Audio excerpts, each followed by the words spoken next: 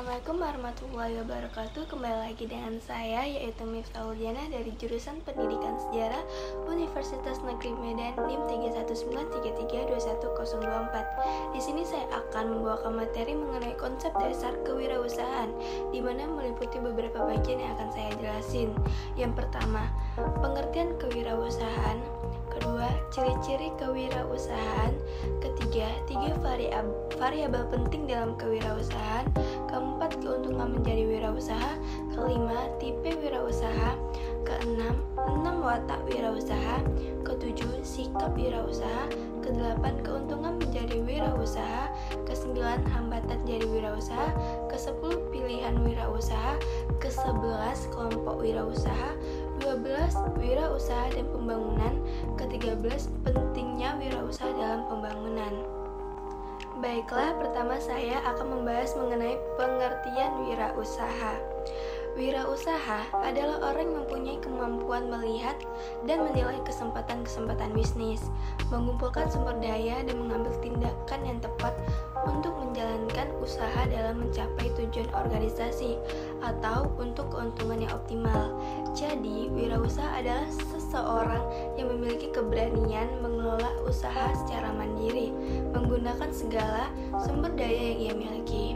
Dengan demikian, bisa pula disebutkan bahwa wirausaha ini adalah orang-orang yang berani dalam menghadapi segala risiko dalam usahanya.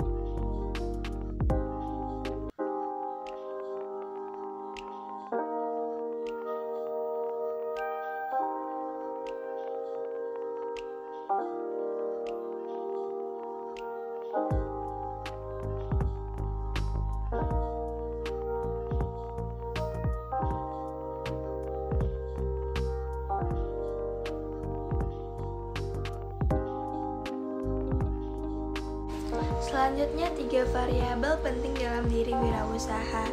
Pertama, mampu menggunakan pengaruh secara baik, seperti sikap serta kemampuan dan keberanian yang dia miliki dan dipergunakannya dengan sangat baik. Nah, yang kedua ini menciptakan komunikasi yang jelas dan dapat dipercaya. Kemampuan komunikasi memang mengharuskan kita untuk menjadi pendengar yang cermat, berbicara dengan jelas, dan membuat orang lain merasa nyaman. Hal ini ditempuh agar siklus relasi dan komunikasi dunia kerja dapat berjalan harmonis. Yang ketiga, menetapkan pencapaian tujuan organisasi, di mana dalam suatu organisasi ini harus mempunyai tujuan yang jelas yang akan membuat kerja kita lebih terarah dan fokus. Dan menetapkan tujuan yang jelas dapat memberikan kemampuan untuk menentukan ke arah mana kita akan membawa diri atau organisasi kita. Kemudian tujuan juga penting untuk mengukur keberhasilan. Sukses bisa dicapai bila tujuan yang ditetapkan jelas dan terukur, serta kita all out mencapainya. Karenanya penting untuk tahu cara menetapkan tujuan dan mencapai tujuan tersebut. Selanjutnya mengenai tipe wirausaha.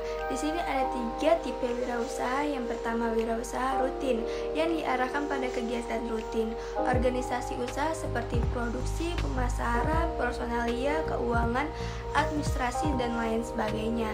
Kemudian wirausaha arbitrage adalah mereka yang mampu mengambil keputusan pada dua kondisi yang berbeda dan mampu mengambil peluang untuk memperoleh keuntungan pada kondisi tersebut.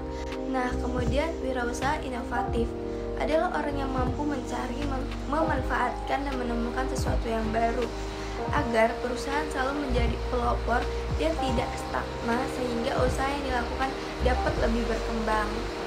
Selanjutnya, 6 watak wirausaha di dalam mendirikan wirausaha harus memiliki sikap yang baik dan tegas. Di sini ada 6 watak yang harus dimiliki oleh wirausahaan. Pertama, harus mempunyai kepercayaan diri yang kuat. Percaya diri sendiri berada pada posisi yang pertama sebagai karakter yang harus dimiliki oleh seorang wirausahaan. Nah, kepercayaan diri adalah sikap yang yakin akan kemampuan diri sendiri terhadap pencapaian, keinginan, dan harapannya. Kualitas tindakan seseorang tergantung kepada besarnya kepercayaan diri. Nah, yang kedua ini berorientasi pada tugas dan hasil, yaitu sejauh mana seseorang memusatkan perhatian pada hasil, bukannya teknik dan proses yang digunakan untuk mencapai hasil itu. Ketiga, mampu mengambil risiko.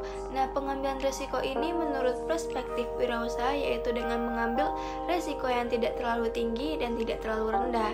Karena seorang wirausaha ini selalu ingin berhasil. Nah, mereka ini menjauhi risiko yang tinggi dan menghindari risiko yang lebih rendah karena bagi mereka tidak ada tantangan tersebut. Keempat, mempunyai jiwa kepemimpinan. Karena jiwa kepemimpinan ini adalah bagian dari jiwa seorang wirausaha. Karena seorang wirausaha harus mampu memberi petunjuk dan mendidik karyawannya. Jika seorang wirausaha tidak memiliki jiwa kepemimpinan, maka dia tidak dapat memberi petunjuk dan mendidik karyawannya. Maka usahanya tidak akan sukses. Yang kelima, adanya inovatif, kreatif, dan ulet. Seorang wirausaha harus kreatif dan inovatif serta ulet karena harus bisa bersaing dalam pasar bebas dengan pengusaha lain untuk mendapatkan pelanggan dengan menghasilkan produk yang terbaik dan yang diinginkan pelanggan. Nah, yang terakhir ini berorientasi ke depan. Seorang wirausaha harus berwawasan ke masa depan, mempunyai visi ke depan, dan mengetahui kemana kegiatan bisnisnya tersebut akan dibawa. Nah, apa yang ingin dicapai dan strategi apa saja yang harus dilakukan. Selanjutnya, sikap wirausaha. Di sini terdapat 9 sikap wirausaha yang harus dimiliki, di mana yang pertama harus berani mengambil risiko dalam mengambil suatu keputusan. Kemudian kreatif dan inovatif agar suatu usaha tetap berkembang dengan baik agar tidak mengalami perubahan seperti kebangkrutan. Kemudian mempunyai visi. Di suatu usaha harus mempunyai visi dalam perusahaannya untuk maju ke depan, serta mempunyai tujuan yang berkelanjutan dan harus memiliki percaya diri. Ini adalah sikap yang utama yang harus dimiliki oleh seorang wirausahaan. Jika tidak memiliki kepercayaan diri, maka suatu perusahaan akan tidak tentu kemana arahnya, agar tidak bingung untuk menuntut perusahaan yang dia miliki. Kemudian aktif, energik, serta mampu memanfaatkan waktu secara tepat.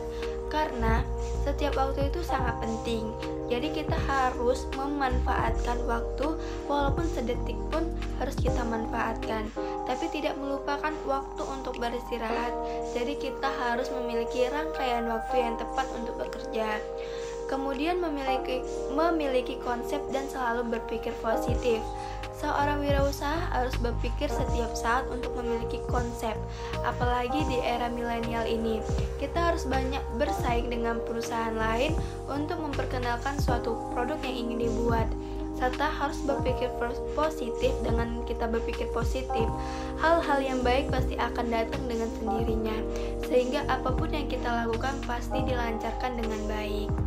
Selanjutnya, keuntungan menjadi wirausahaan, yaitu dapat mengontrol usaha secara mandiri, mampu mengembangkan potensi secara penuh, dan memperoleh keuntungan sesuai keinginan, serta membuka lapangan kerja bagi orang lain. Nah, selain itu, dalam wirausaha pasti memiliki hambatan. Apa yang menjadi hambatan dari wirausaha? Nah, di sini ada 2 hambatan dalam wirausaha. Yang pertama tentang persepsi dan yang kedua tentang kreativitas. Dalam persepsi, diukur dari umur seseorang, apa seseorang itu terlalu tua atau terlalu muda. Karena jika seseorang terlalu tua, pola pikirnya sudah terhambat dan banyak melupakan sesuatu yang sudah ia pikirkan. Jika seseorang terlalu muda, emosinya yang masih sangat tinggi dalam berwirausaha itu sangat berpengaruh dan masih memiliki pola pikir yang masih pendek dan belum tentu mengerti dalam mengendalikan suatu usaha. Selanjutnya, bingung mencari tempat lokasi usaha yang strategis, bingung memilih suatu produk yang ingin diusahain, tidak memiliki modal, serta tidak ada pengalaman untuk berwirausaha. Sedangkan kreativitas itu meliputi emosi, lingkungan, kultural, serta intelektual. Emosi ini takut akan risiko yang membuatnya akan gagal dalam berwirausaha. Lingkungan, kurangnya akan dukungan dalam lingkungan sekitar sehingga tidak ada dorongan dan dukungan dalam memulai suatu usaha. Sedangkan kultural akan budaya yang menghambat, sebab kita hidup di dalam banyak budaya, apalagi di Indonesia, di mana di dalam suatu budaya pasti memiliki aturan-aturan yang dimiliki yang masih ada sampai sekarang. Kemudian intelektual, tidak berpikir dengan logika, sebab berpikir logis memiliki arti kemampuan untuk menarik kesimpulan yang benar berdasarkan logika dan bisa dibuktikan kesimpulannya tersebut sesuai pengetahuan atau ilmu yang sudah diketahui.